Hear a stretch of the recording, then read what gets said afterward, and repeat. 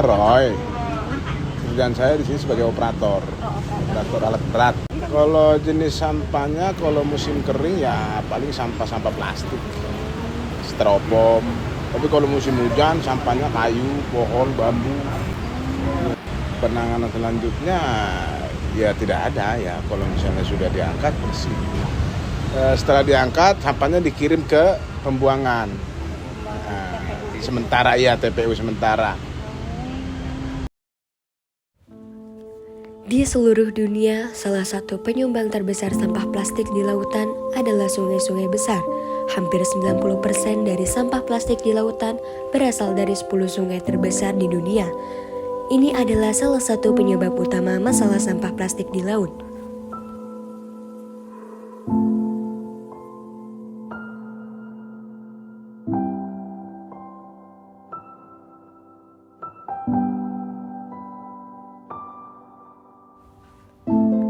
Sampah plastik datang dalam berbagai jenis, botol, plastik, kantong plastik, gelas sekali pakai, dan potongan-potongan plastik kecil adalah beberapa contohnya. Sampah-sampah ini berakhir di laut, mencemari ekosistem.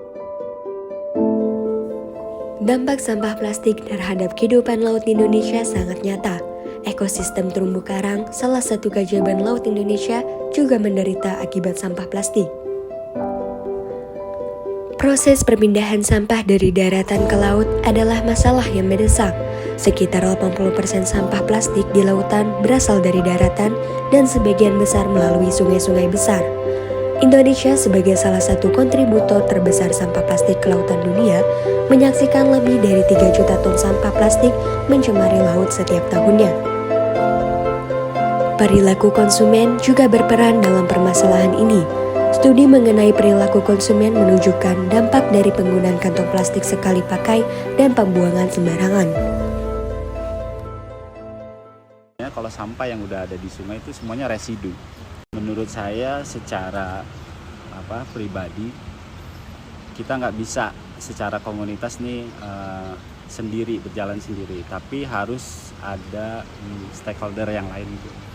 Kayak pemerintah udah pasti. Dalam hal ini peraturannya, kemudian masyarakat khususnya yang tinggal di bantaran sungai, kemudian dari sisi akademis ini kayak teman-teman yang sekarang ada di sini, semua harus ikut berperan.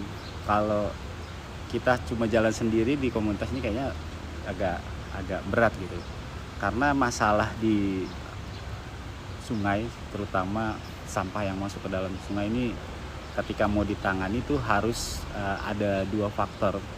Yang pertama tuh kesadaran, yang kedua teknologi. Jadi ketika 2 unsur ini sudah dipenuhi, itu akan lebih mudah buat menangani masalah sampah. Tapi ada hal yang jauh lebih penting sebenarnya sebelum ke efek dari sampah ini nyampe ke laut gitu kan. Kalau sampah udah di sungai, kalau menurut saya itu biasanya telat tuh. Harusnya sampah itu nggak masuk sampai ke sungai. Kita bisa kelola secara mandiri, itu mulai dari rumah. Satu. Yang kedua, dari diri kita nih masing-masing, terutama juga yang hadir di sini itu bisa mengurangi pemakaian plastik sekali pakai. Itu banyak caranya. Setahu saya, efek dari sampah plastik dari sungai ke laut itu sekarang pencemarannya udah sampai 7 atau 8%, terutama itu dalam bentuk mikroplastik. Secara nggak langsung, rata-rata orang Indonesia itu mengkonsumsi ikan laut yang di dalamnya tercampur mikroplastik sebanyak 3% dalam 1 tahun. Dampak sampah plastik pada ikan di perairan Indonesia sangat nyata. Para peneliti di Environmental Science and Technology Letters menemukan bahwa penyu laut seringkali tertangkap dan terluka oleh sampah plastik di lautan Indonesia. Terumbu karang, salah satu kekayaan laut Indonesia, juga terpengaruh. Menurut jurnal Nature Communication, sampah plastik dapat merusak ekosistem karang, menyebabkan penyakit dan kerusakan pada terumbu karang. Dampak sampah laut terhadap kesehatan manusia adalah kenyataan yang tidak bisa diabaikan. Mikroplastik yang mencemari sumber air di pesisir Indonesia meningkatkan risiko kesehatan manusia. Tidak hanya kesehatan, tetapi juga ekonomi masyarakat pesisir terdampak. Kementerian Kelautan dan Perikanan Indonesia telah terlibat dalam berbagai upaya untuk mengurangi dampak sampah laut terhadap kesehatan manusia dan ekonomi masyarakat pesisir. Masih dengan sederhana, kita mulung sampah by event, lalu kita proses pengeringan, kita buat ekobrik atau pajangan-pajangan kayak ini. Itu ada beberapa kerajinan-kerajinan dari hasil banjir sungai itu semua yang ada kayu-kayu atau pakis ini itu semua dari Ciliwung. Jadi kita memanfaatkan sampah Ciliwung untuk kerajinan kayak ini, bangku-bangku. Lalu kita edukasikan kembali ke pihak-pihak sekolah, pihak-pihak kampus juga, beberapa perkantoran. Tahun-tahun lalu ada namanya RT Ramah Air. Jadi pemanfaatan tanaman-tanaman warga-warga yang nggak punya kebun gitu, kita buat ramah air. Jadi kita buat kayak hidroponik gitu, sayuran-sayuran warga yang menanam. Itu salah satu sosialisasi kita kepada warga, pemilahan sampah, pemanfaatannya gitu. Walaupun ya kalau dibilang nggak seberapa dengan sampah yang dihasilkan di sungai, setidaknya kita mencoba merubah mindset masyarakat tentang sampah, tidak membuang sampah lagi di sungai. Pemodal sampah di laut, karena beberapa tahun lalu juga banyak peneliti dari luar negeri meneliti beberapa sungai yang ada di Indonesia ini, salah satunya Ciliwung. Ciliwung ini menjadi salah satu pemasok sampah terbesar ke laut.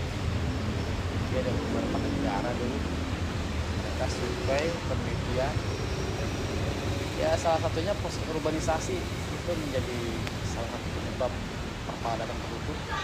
Dia yang kebingungan untuk buang sampah sebenarnya. Dari situ tuh laut jadi semakin kotor. Dampak dari sampah itu luar biasa ya, kerusakannya, banjirnya, sangat merusak ekosistem. Lebih lagi sampah itu yang lebih berbahaya lagi adalah mikroplastik yang tidak terlihat oleh mata, lalu dimakan oleh ikan-ikan atau satwa-satwa yang lain dan dikonsumsi oleh manusia. Itu lebih berbahaya lagi sebenarnya. Jadi jangan buang sampah dimanapun. Terima kasih. Jangan biarkan gambar-gambar ini hanya menjadi kenangan di layar. Tindakan konkret bisa dimulai dari kita. Apakah itu dengan mengurangi penggunaan plastik sekali pakai dalam kehidupan sehari-hari, berpartisipasi dalam kampanye pembersihan pantai, mendukung program daur ulang, atau bahkan dengan mengedukasi orang lain tentang pentingnya menjaga laut bersih. Kita mampu mengubah arah kehancuran menjadi arah pemulihan, tidak hanya untuk kita, tetapi juga untuk generasi mendatang. Mari bergandengan tangan dalam menjaga keindahan laut Indonesia. Perubahan dimulai dari kita.